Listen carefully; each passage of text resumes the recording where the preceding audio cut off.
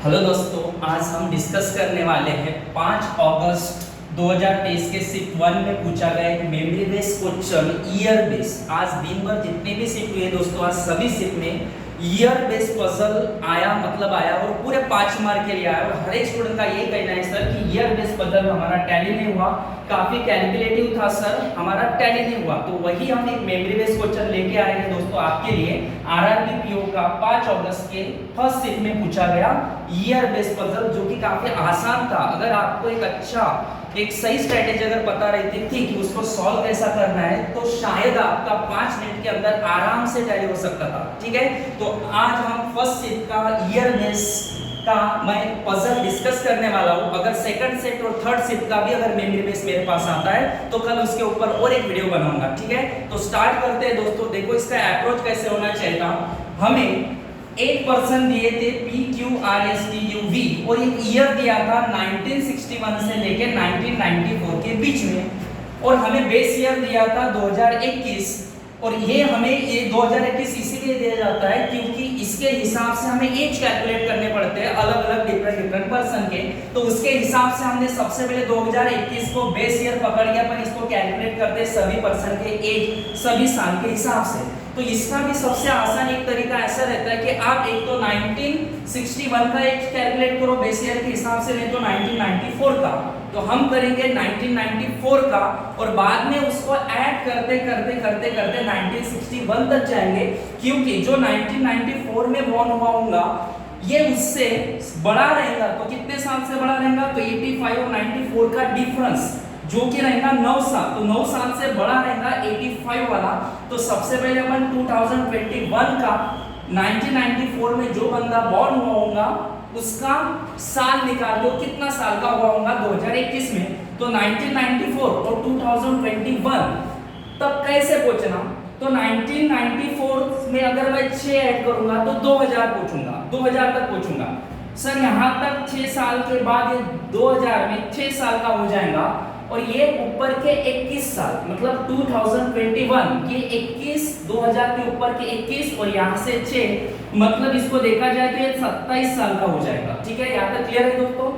अब अगर मैं एक बंदे का 1994 में वो 27 साल का हो गया होगा 2021 में, अब हम इसके हिसाब से बाकी पर्सन का एज निकालेंगे। कैसे सर? ये इससे 1985 में जो बॉर्न हुआ है वो कितने साल का बना होगा, तो ये सर कितने साल से बड़ा है वो देख लेंगे अपन। सर 85 और 94 का डिफरेंस होगा सर 5 और ये 4, 9 साल से बड़ा रहेगा। मतलब 1985 वाला ये 9 साल से बड़ा रहेगा, तो इसमें 9 ऐड कर देंगे अपन। तो अगर मैं इसमें 9 ऐड कर देता हूं सर, तो ये कितने साल का बनेगा? तो ये बनेगा 35 इयर्स का, राइट। उसके बाद सर ये 35 इयर्स का बनने के बाद मतलब यहाँ पे हमने 9 इयर्स ऐड कर दे। ठीक है, ये 35 का नहीं, सॉरी ये 35 इयर्स का नहीं होगा। अगर इसमें मैं 27 में 9 ऐड कर दूंगा तो ये 36 ईयर का होगा, राइट। उसके बाद आगे जाते हैं तो 79 वाला और 85 के बीच में डिफरेंस देखें तो 6 साल का है, तो ये 42 इयर्स का होगा, राइट। उसके बाद आगे जाते हैं तो सर 77 और 79 के बीच का डिफरेंस अगर देखते हैं अपन, तो इन दोनों के बीच का डिफरेंस है 2 साल, मतलब ये सर हो जाएगा सर 44 इयर्स का। ठीक है, उसके बाद आगे जाते हैं तो 72 और 77 इन दोनों के बीच का डिफरेंस अगर देखते हैं अपन, तो ये दोनों के बीच का डिफरेंस है 5 साल का, मतलब ये होगा 49 इयर्स का।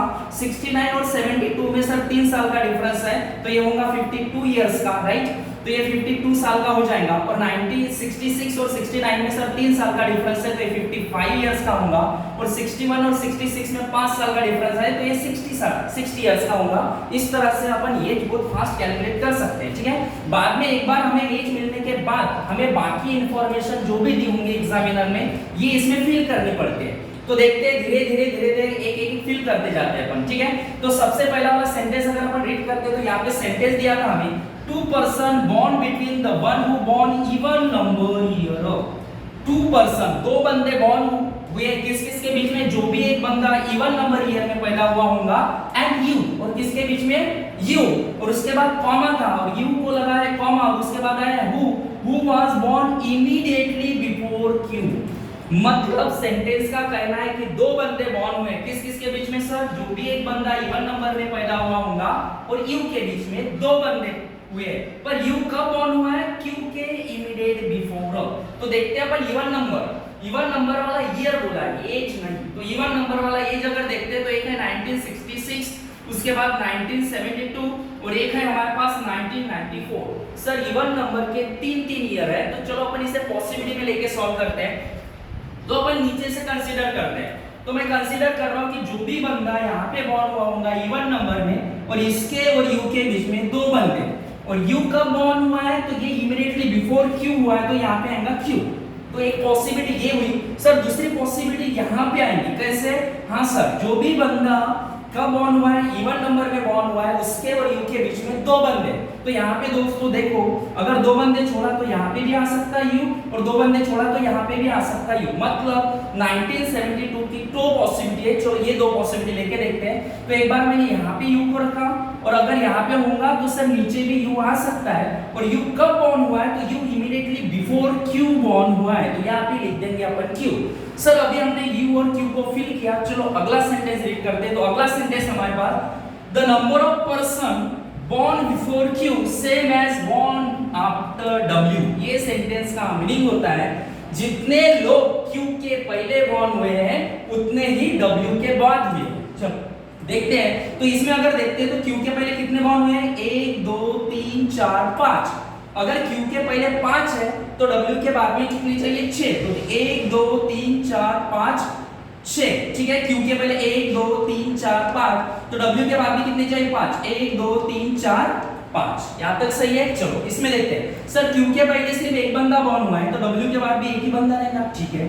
सर Q के पहले 7 लोग बॉर्न हुए हैं, तो W के बाद भी कितने? 7। चलो ये भी सेंटेंस हो गया। चलो अगला सेंटेंस था, the age difference between P and V is 5 years.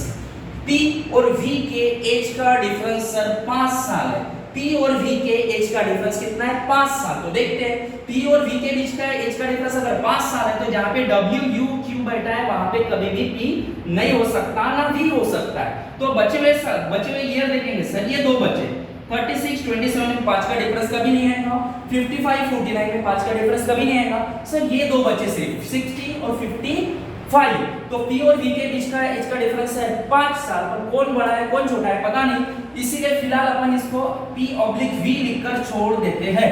Sir इसमें जाके चेक करते हैं, तो 42 और 27 में कभी 5 साल का साल नहीं डिफरेंस नहीं आएगा, इसमें भी नहीं आएगा sir.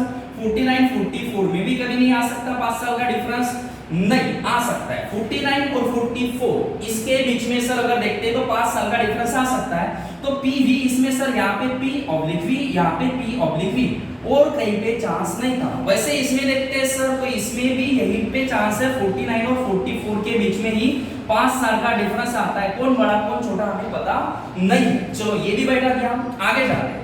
3 person between V and U, 3 लोग V और U के बीच में बॉर्न हुए हैं। चलो देखते हैं सर, हमारे पास V भी है और U भी है। अगर V और U के बीच में मुझे इसमें 3 लोग बैठा है, तो हमारे पास अगर देखते हैं सर, अगर मैं V यहाँ रखूं तो 2 ही लोग आएंगे। अच्छा, तो इससे V क्लियर हुआ। कैसे? मुझे V को इधर रखना पड़ेगा और P को यहाँ रखना पड़ेगा, तभी जाके V और U के बीच में 1 2 3 लोग आएंगे। सर इसमें देखते हैं, अगर मुझे V और U के बीच में 3 लोग लाने हैं, अगर मुझे V और U के बीच में 3 लोग लाने हैं, तो यहाँ पे रखना पड़ेगा मुझे V कंफर्म और यहाँ पे रखना पड़ेगा P कंफर्म। सर इसमें अगर V R रखूं तो भी 2 लोग, और V R रखूं तो भी एक ही बंदा आएगा। मतलब ये वाली पॉसिबिलिटी हमारी खत्म हुई, ये दो आगे बढ़ाते हैं, ठीक है। चलो नेक्स्ट सेंटेंस देखते हैं। R was not born even number year and born after years।